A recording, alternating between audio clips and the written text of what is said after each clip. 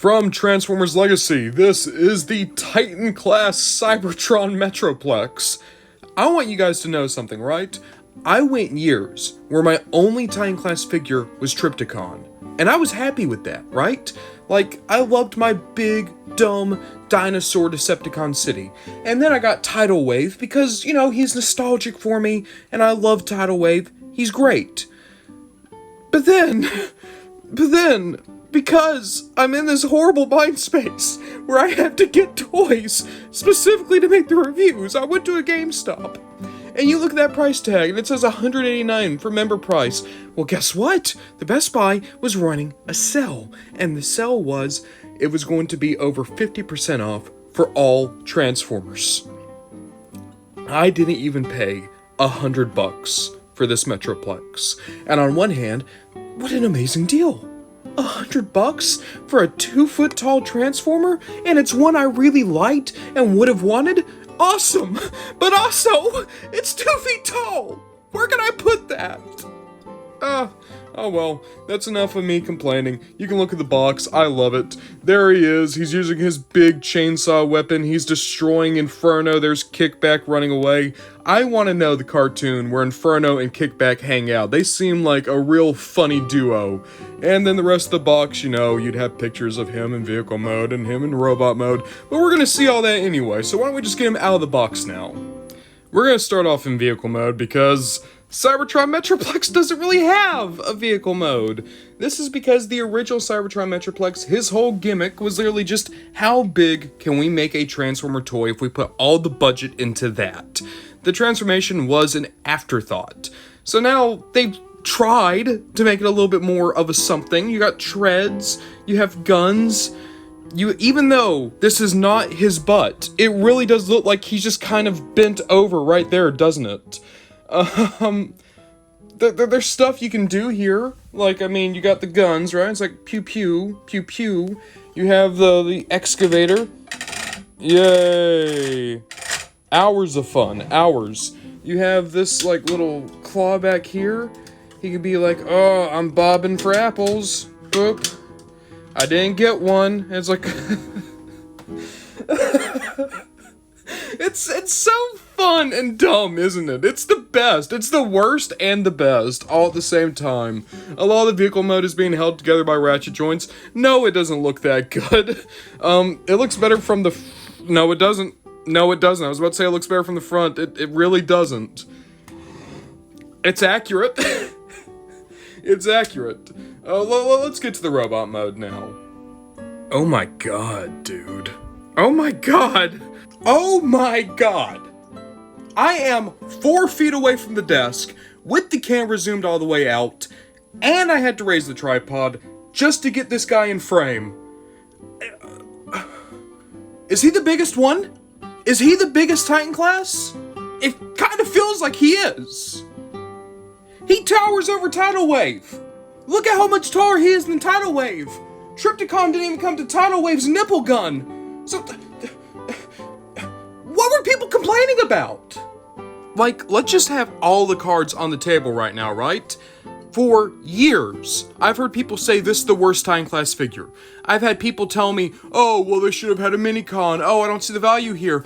I thought he was, like, Tidal Wave size. And if he was Tidal Wave size, I'd be like, yeah, he doesn't do enough.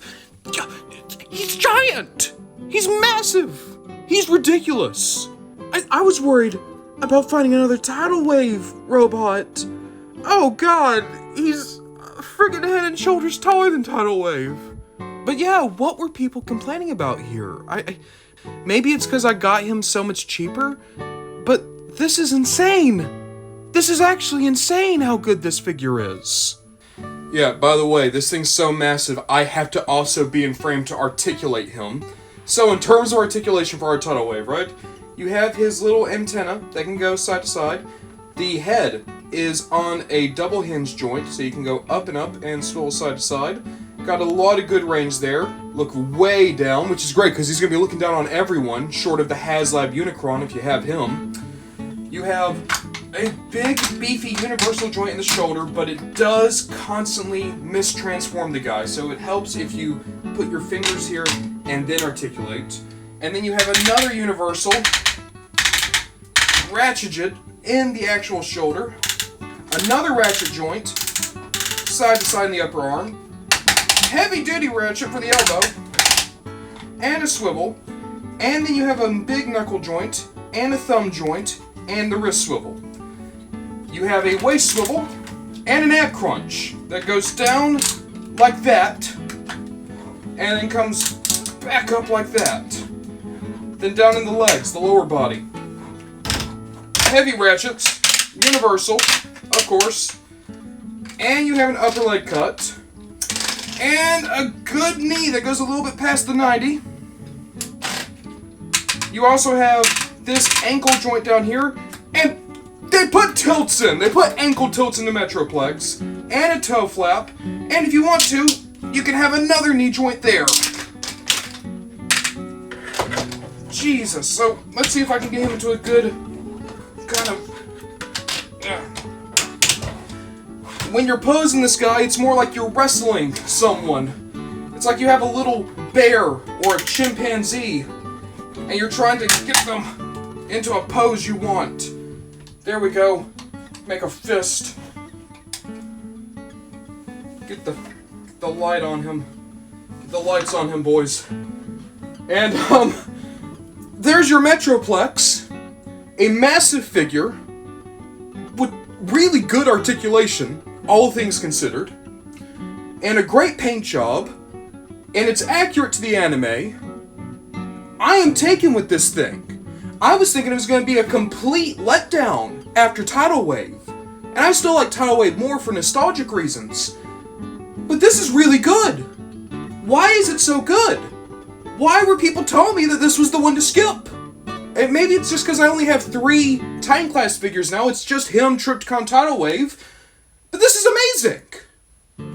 And keep in mind, that's without getting into his accessory. The accessory that's as tall as he is. His big, massive, I don't even know what this is. It's like a buzzsaw claw thing. It's half his vehicle mode turned into a weapon. So to hold it, you got to get the fingers over in this one. And then we'll use this fist. Oop, here.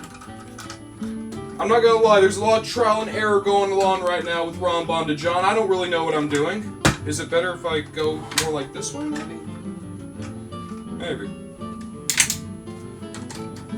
And let's... There's a train going by right now. Even the train's like, whoa. Okay. Oh, wow. Yeah, it's making him very, very front-heavy. Come on, Metroplex. Come on, Metroplex. Come on, Metroplex. Hold it for me, bud. Hold me for it. Hold it. God, get your big mitts on this. I actually don't know how to get him to hold it. There, I think I got it now. And then get your knuckles there, and your head there. Jeez, like, look at that! And people are complaining that he didn't come with his mini-con. Don't get me wrong, the mini-con would have been a chef's kiss here, but... Look at that! Look at this! What the hell, man? Why is anyone complaining about the price? There's more plastic here than in some countries on the planet right now. There's more plastic in this toy than there probably is in Finland. I want you to really think about that. Here he is alongside some of the other recent Legacy Cybertron guys, specifically Starscream, Victor Crime, wow. Override and Hotshot. And yeah, you can see that they don't even go up to his first knee. I have not been this surprised by a figure in a very long time. I came in here with so many preconceived notions that it was gonna be fine, right? Like, oh, simple toy made big. Kind of like the original Time Class Metroplex. And that's another thing to keep in mind, right? I adore Metroplex. He is one of my favorite Autobots. And I don't have a Metroplex toy because that original Time Class one is insanely expensive and hard to come by now. So when I got this, I was like, well, you know, I'll make do. I was thinking I was getting the poor man's Metroplex. But no, it's staggering and beautiful. It's one of the best experiences I've ever had with a Transformer. And it's made me realize you shouldn't go in with these preconceived notions. I didn't watch reviews on this guy, I just heard other people talk about it, and they had valid criticisms. But then I let that inform my opinion before I'd even done my own research. It's funny how even as a grown adult, I find myself still doing that, still judging the book before I read it. And, you know, maybe every now and again you just need a massive Titan class Metroplex to remind you why we don't. It's a beautiful toy. I love it a lot. I still think I like Tidal Wave more. But this Metroplex is amazing. And he can be a centerpiece in any collection. He really can be. But what if I told you he's a triple changer? Okay, maybe triple changer's a bit of a stretch, but you do have a second distinct robot mode. I think this is supposed to be like more of a drilling mode. Basically, Metroplex would transform into this when he needs to still drill, but be more mobile. But there are still a lot of interesting things to talk about here. For one, the proportions are entirely different. The chest is more hunched in, the shoulders have moved down, and the legs are half transformed back. And you have different articulation. The head still has the usual range, and you can now use these more like guns as opposed to antennas. The shoulders still have the same range, they're just lower down in the chest. They're a lot heavier now though. All the arms are the same until you get down here. You have the saw, can't articulate that though, but on this end, you have the actual articulation points of that grabby thing, the backhoe, there you go. And then over here, it's the same articulation again, only now the knees are here, and the legs are more squat. It's not necessarily that you get more or less articulation, well, you do get less articulation. But most of the points are exactly the same, they've just kind of moved where they are in proportion to the rest of the body. This is kind of okay, it's not a reason to buy the toy. I think it's cool that you have the option, but it's definitely not a dedicated robot mode. It's more interesting than if it just had a base mode, I'll give you that much. I like this more than just a base mode, but it's still not really much of anything else. There are a lot of things to keep in mind with this Metroplex. He's not going to be for everyone. The transformation isn't great. The vehicle mode isn't great. The articulation, though very well done, has a lot of issues with tolerances. Specifically, the shoulders often don't give before pieces of the torso does. You're going to be mistransforming this guy constantly just trying to move the arms. The paint, though nice, is spread out across such a massive canvas that it's kind of hard to actually say if it's well painted or not. I think it is, but I could see someone just as easily pointing out it's a lot of boring blues, grays, and whites. Metroplex is not a perfect toy, but it's a toy that surprised me immensely, and one that I'm very happy to have in my collection.